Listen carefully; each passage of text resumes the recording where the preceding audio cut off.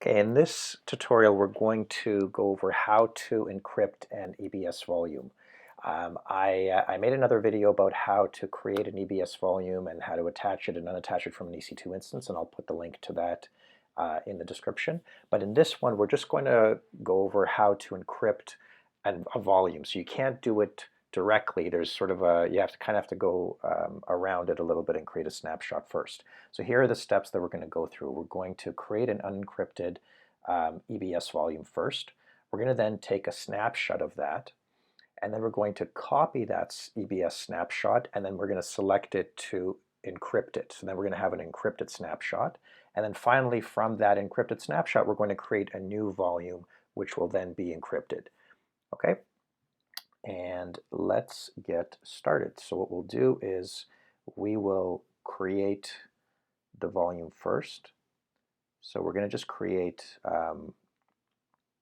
just do a 10 gig volume in this availability zone, and we'll just give it a name. So let's give it a name of test EBS unencrypted. Okay, so let's just do that. So if we refresh, so there we go. We have an unencrypted EBS volume, and it's right here. It's showing it's not encrypted. So let's say this is attached to an EC2, and like I said, I already made a video of how to attach it to an EC2 instance. But let's just say you want to encrypt it now.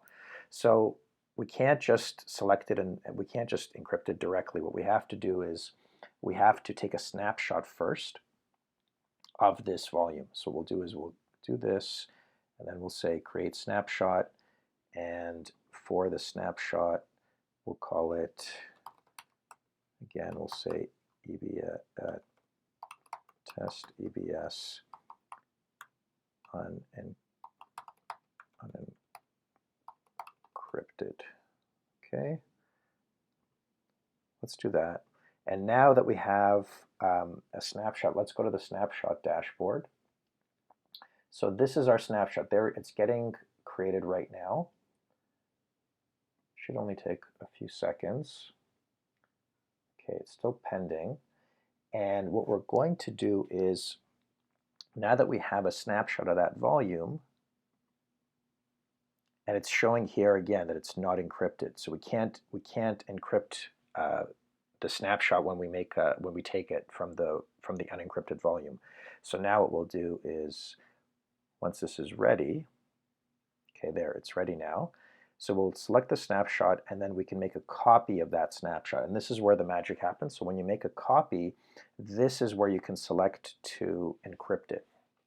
The other thing you can do is you can actually copy it to a different region, if you like, which is also very important if you want to share your snapshot with somewhere else that's not in your current region. So you can encrypt the snapshot, and once we do that, we're going to just say that, and then we're going to change the name. So we'll call it encrypted. There. So now it's finished, and now we could see that it's encrypted.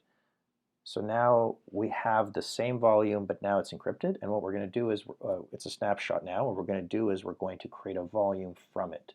So we're going to create a volume from that encrypted snapshot.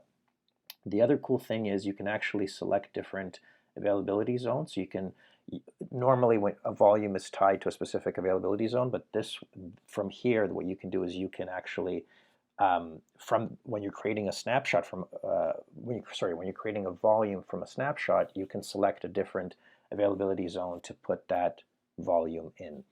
So in our case, I think we was in 1A. We'll just select 1A, and the encryption, as you can see, you can't even deselect it because the snapshot itself was encrypted. So now the volume will be encrypted, and we're going to add a name. So let's say this will be EBS test EBS encrypted. There. Now, if we look at our volumes, there we go.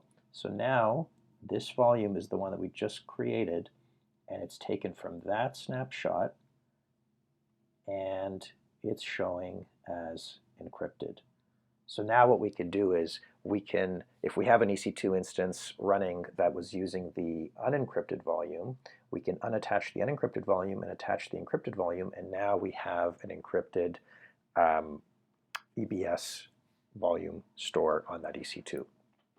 Okay, that's how you encrypt it, and what I'm going to do now is I'm just going to just delete everything and clean up. So we just delete the volumes here. Just do that, and then we can delete our snapshots like this. So we can delete the encrypted and unencrypted snapshots, just like that. And that's it. And now we are back to where we started, so no volumes and no snapshots.